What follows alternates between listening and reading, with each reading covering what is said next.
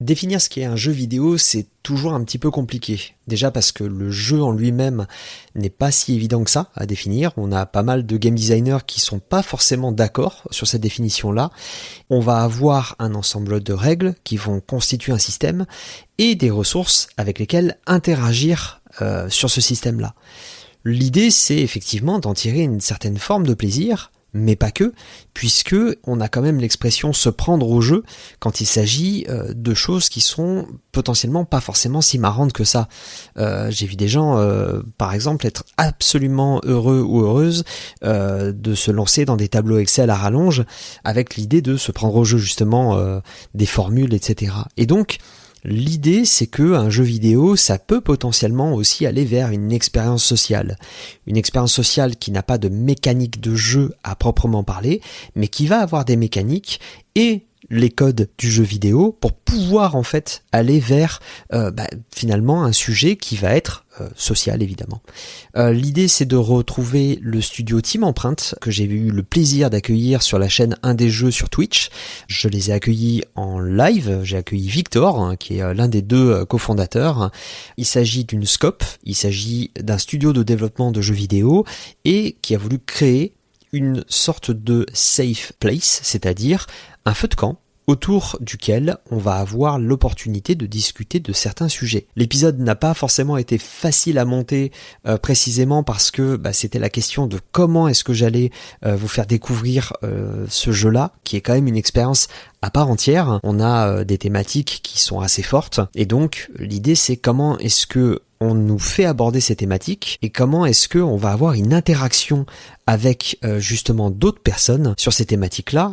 On va notamment parler de modération, mais on va aussi essayer d'expliquer comment est-ce que la personne joueuse va être amenée à aborder ces thématiques, à aller creuser ces différentes thématiques. Donc, je vous laisse avec la découverte de cet entretien avec Victor de Team Empreinte et justement le jeu Campfire qui, pour le coup, en plus, était une exclusivité mondiale puisque j'ai eu le plaisir de faire ce live avant même les premiers dossiers de presse envoyés.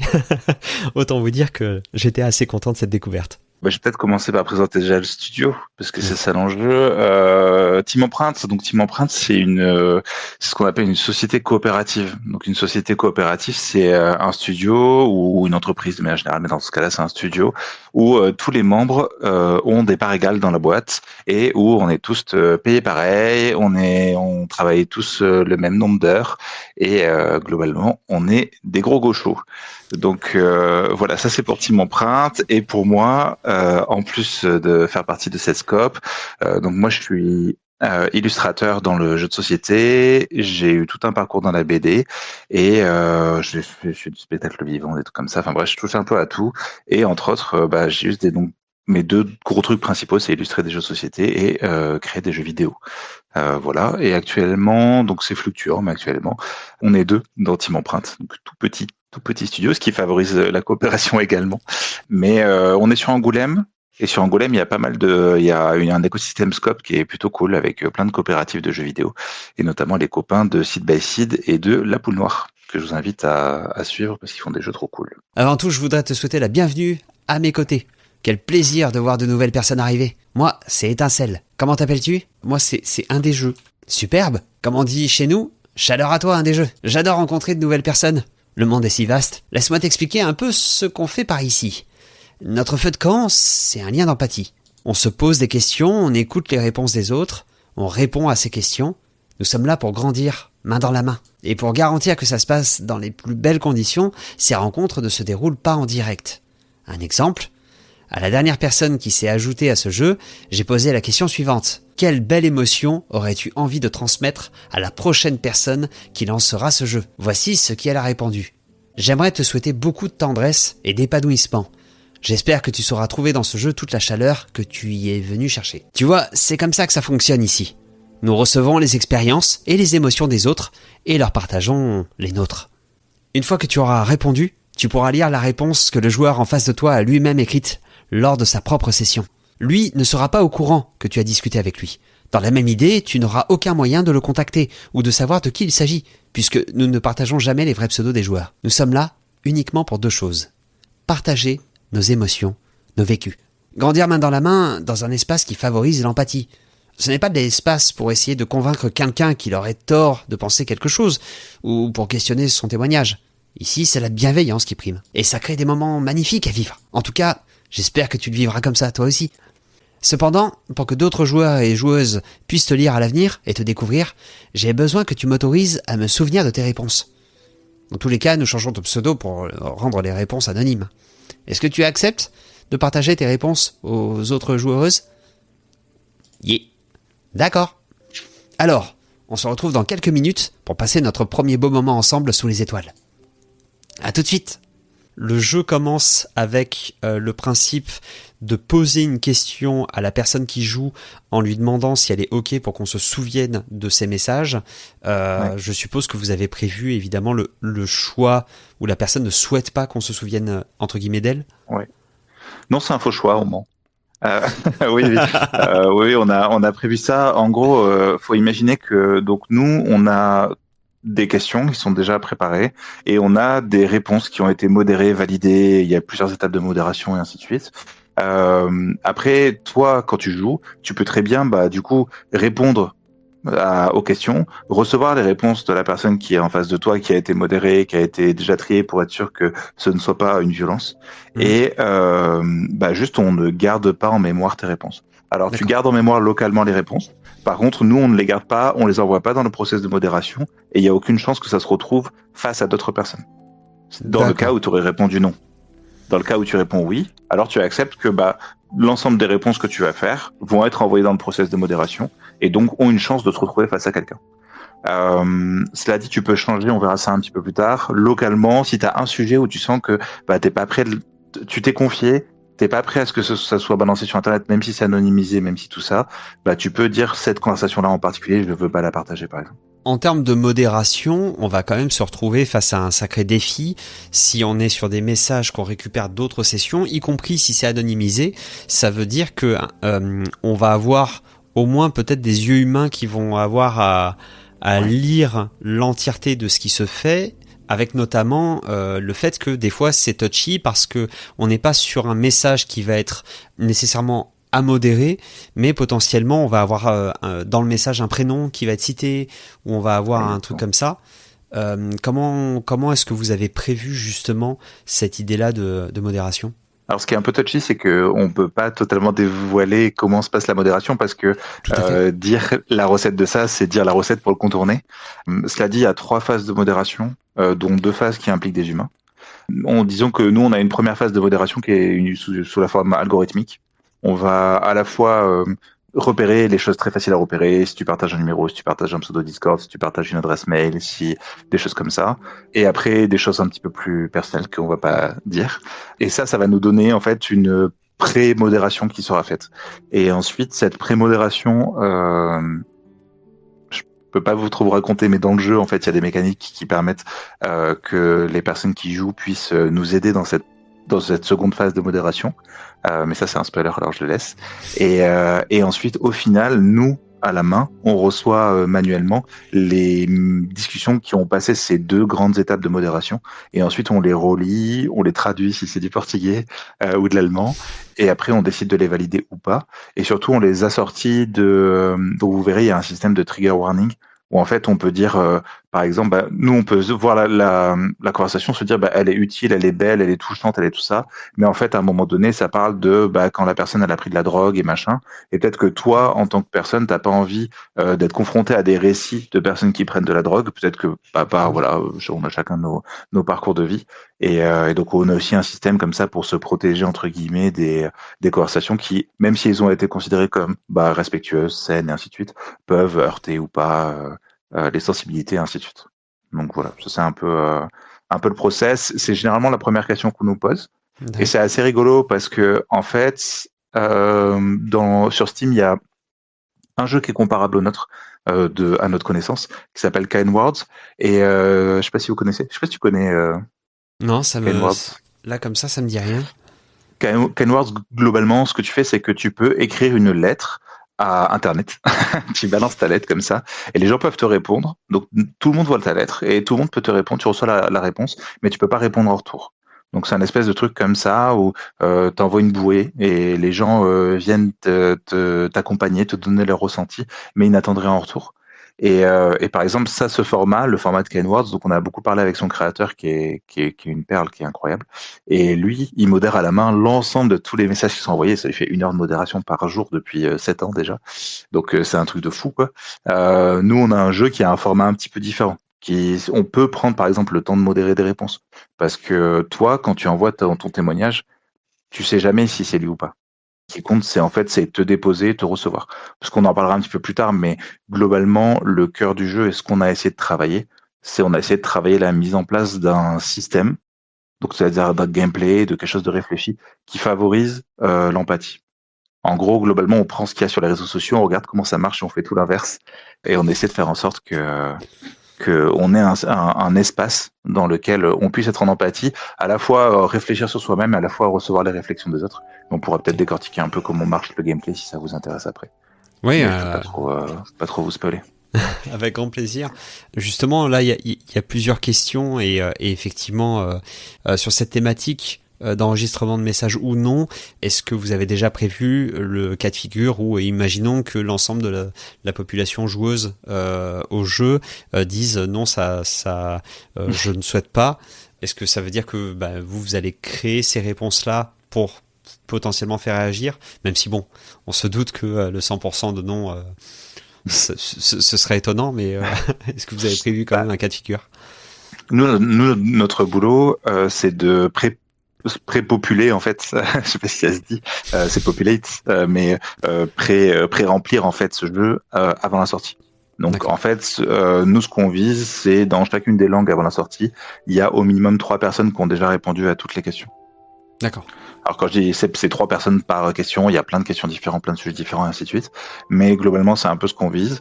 Et l'idée, c'est que tu puisses, tu vois, déjà si tu réponds à la même série de questions 3 fois, c'est que t'es déjà un peu déter, quoi. Donc le jeu entre guillemets à la sortie sera déjà autosuffisant, même si personne n'y joue, ou même si on le laisse comme ça sans existence, et qu'en fait il pop dans ta bibliothèque Steam dans 10 ans.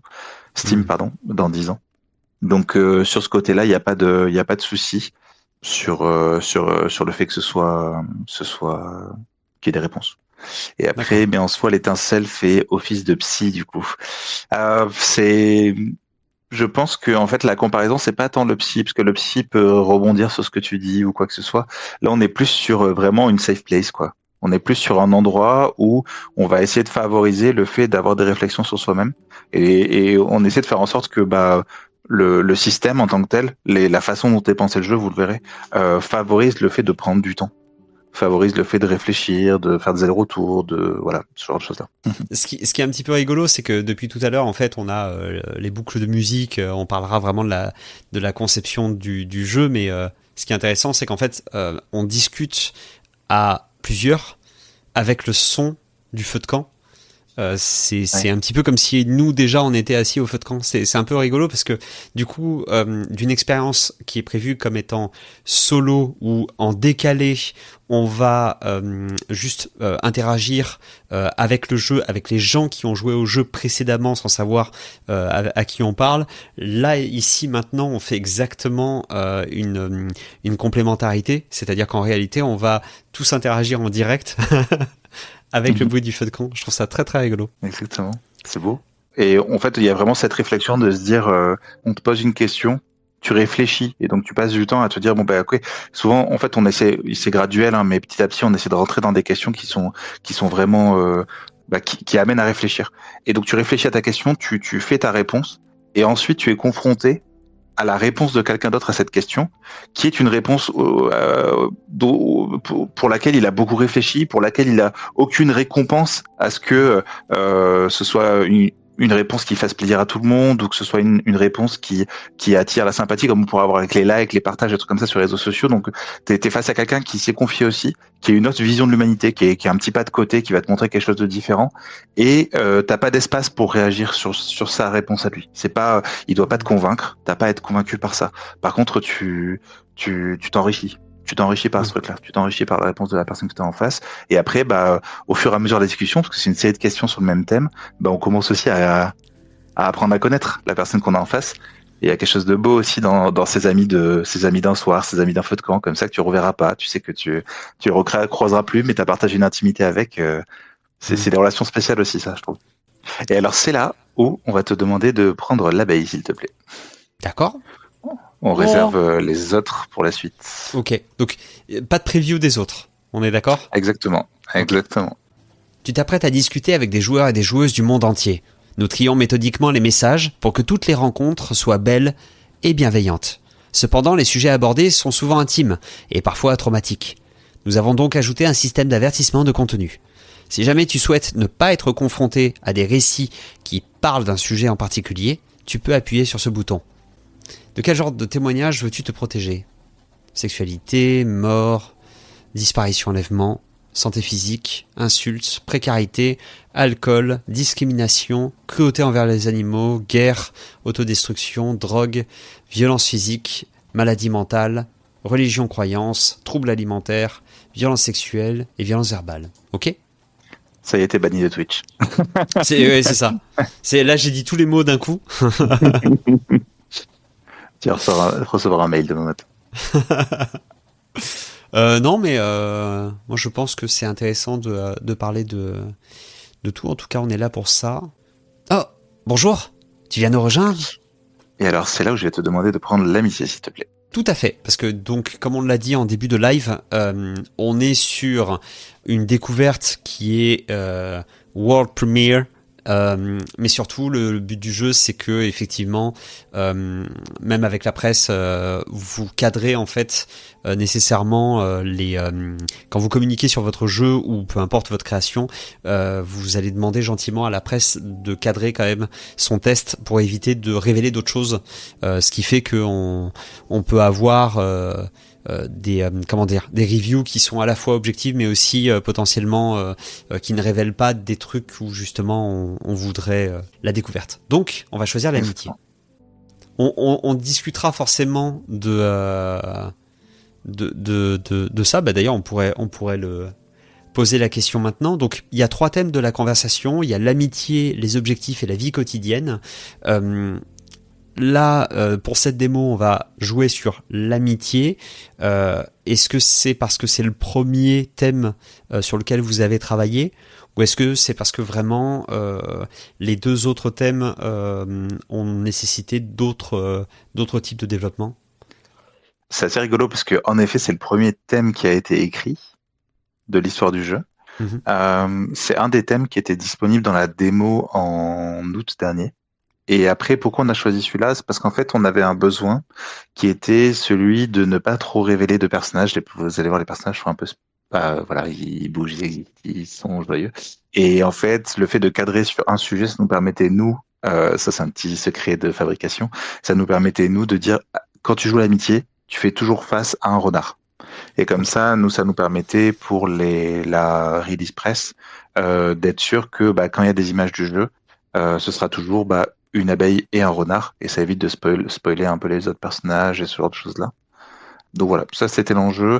L'amitié, c'est un thème que j'affectionne beaucoup parce que c'est un truc universel, quoi. Tu vois, c'est quelque chose où je pense que peu de gens auront du mal à répondre. Mais du coup, il y a une question, c'est est-ce que vous avez, on a eu à sélectionner les différents sujets potentiels qu'on voulait ne pas aborder dans le jeu, et effectivement, vu la sélection, on a quand même l'ensemble des sujets finalement. Est-ce que vous avez des statistiques sur ce que les personnes durant la démo ont voulu éviter comme sujet ? Pendant la démo, il n'y avait pas encore les trigger warnings. Du coup, on n'avait pas trop ça. Pour l'instant, on n'a pas de... En fait, Notre enjeu principal, qui est un enjeu éthique, c'est de dire on ne conserve aucune information personnelle des joueurs. Du coup, on est assez minimaliste le fait de prendre des stats sur des éléments qui sont des éléments de curiosité pour nous. Donc pour l'instant, il n'y a rien qui a été mis en place. Mais je dois bien avouer qu'il y a aussi ce truc-là, tu dis, bah, c'est vrai que ça peut être intéressant. Mais non, pour l'instant, on n'a pas prévu de faire ça. Mais justement, l'amitié, c'est vraiment le premier sujet, comme tu disais, un sujet qui vous tenait à cœur. Vous êtes 2 dans le studio, Team Empreinte. Comment s'est déroulée la discussion autour de ce thème ? C'est un thème que vous avez trouvé de suite par rapport à votre histoire à vous ? Ou est-ce que c'est un thème, entre guillemets, que vous avez travaillé ? Dans le duo, c'est moi qui écris les questions et les dialogues. Le choix des thèmes, je crois qu'on l'a brainstormé ensemble. L'enjeu, c'était d'avoir 20 thèmes dans le jeu de discussion. Du coup, on a dû beaucoup cutter. Il y a beaucoup de thèmes qu'on n'a pas pu mettre. Ce que j'aime bien dans les thèmes, c'est pouvoir partir d'un attendu, partir de quelque chose où tu te dis, bah, quand tu lis le thème, tu dis, bon, moi, je vais faire face à ces questions-là. Et au fur et à mesure du thème, essayer d'amener vers quelque chose de plus grand, de plus profond, de plus large.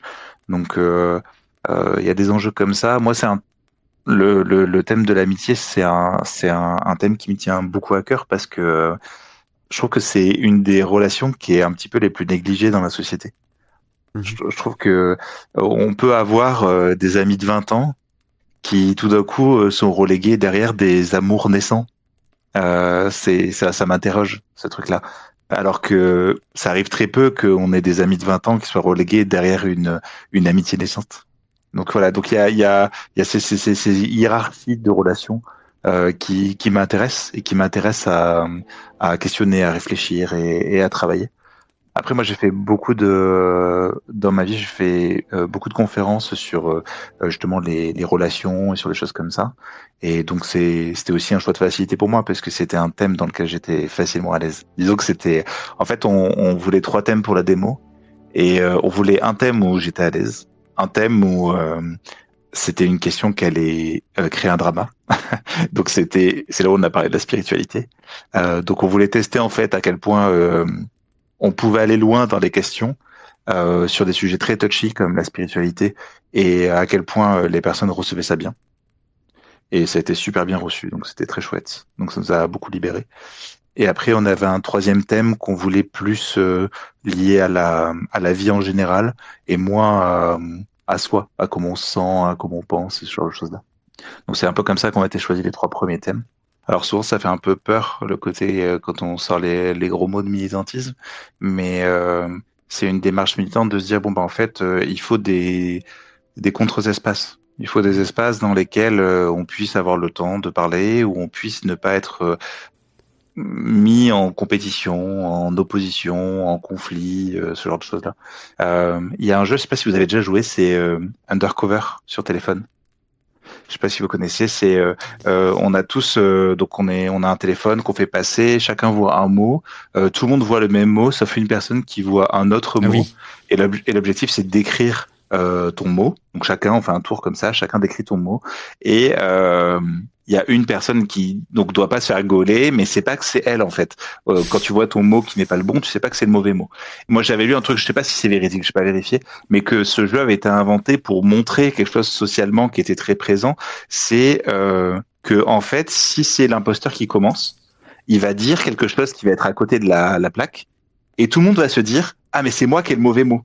Et donc tout le monde va essayer de surenchérir sur le mot de l'imposteur et va du coup ne pas dire ce qui est son propre mot. Et en fait, c'était pour montrer qu'il y avait des cas sociaux comme ça où on pensait tous la même chose, mais on pensait tous être le seul à penser la même chose. Et donc on se faisait passer pour autre chose, quoi. Et donc je trouve ça c'est intéressant en fait, c'est intéressant de se dire bon bah ok, comment est-ce qu'on peut faire pour créer des espaces dans lesquels on peut savoir ce que pense l'autre sans qu'il ait peur d'être jugé, sans que nous on ait à le juger, juste le recevoir et se rendre compte que peut-être on n'est pas tout seul en fait. Je vais défiler pour retrouver le feu de camp. Alors, clique pour continuer la discussion. Oh, j'adore les nouvelles rencontres. On était justement en train de discuter d'amitié. Je suis contente que tu sois là. C'est toujours trop chouette de discuter jusqu'au bout de la nuit entre amis. Parce qu'on va devenir amis, hein ? Étincelle t'a posé une question, maintenant c'est à toi de répondre. on peut diviser la réponse en plusieurs bulles. Ça permettra de la rendre plus lisible pour les autres joueurs. Et ensuite, on envoie quand on a terminé. Voilà, donc là, par exemple, je dis c'est une bonne question. Pour être honnête, l'amitié arrive éventuellement, mais nous pouvons commencer par discuter et nous verrons bien. Et toi ? Et donc là, on a un renard empathique. Il va falloir donc trouver une voix au renard empathique. Est-ce que tu veux que je fasse la voix du renard empathique ? Ah, c'est comme tu veux. Si ça peut t'aider. Vas-y. Sinon, moi je suis au théâtre, j'adore. Vas-y. Je ne sais pas, c'est pas si simple.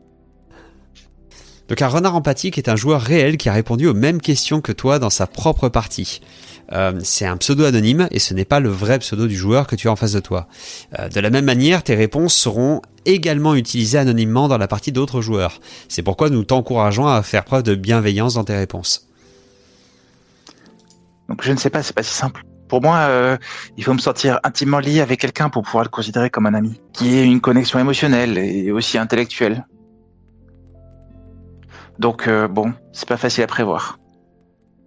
Je suis toujours un peu désemparé lorsque je vois dans les histoires pour enfants qu'il suffit au personnage de s'être rencontré et s'être éventuellement aidé pour qu'ils deviennent amis. Est-ce que ça se passe vraiment comme ça pour certaines personnes ? D'accord, et donc on peut défiler pour voir... Oula, ok. Ouais. Ça va vite, hein. Ouais.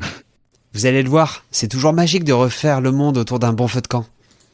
En plus, vous avez l'air d'être deux personnes qui vont très vite devenir amies. Comme quoi, des fois, la vie te met des gens sur ton chemin et boum. Alors, à pas sortir de son contexte. Un des jeux, ça t'est déjà arrivé, toi, de rencontrer quelqu'un et d'être instantanément sûr que ça deviendrait une amie ? Je vais vous laisser avec cette question. L'idée, c'est de vous la poser vous-même pour pouvoir y répondre, pour pouvoir peut-être s'imaginer en train de jouer au jeu. En tout cas, pour ma part, j'ai pu faire l'entièreté du thème de l'amitié et j'avoue que j'ai bloqué sur certaines questions, mais le fait de discuter en live en plus avec des gens qui pouvaient écrire leurs messages, ça a permis aussi de lancer pas mal de discussions, c'est très intéressant. En tout cas, on va retrouver Victor sur d'autres épisodes, puisque Team Empreinte étant une scope, ça va être extrêmement intéressant d'avoir leur point de vue sur le fonctionnement, sur comment est-ce que eux se sont organisés justement pour pouvoir faire leur premier jeu, d'autant plus que, je vous le dis déjà, il s'agit du premier jeu également de l'éditeur.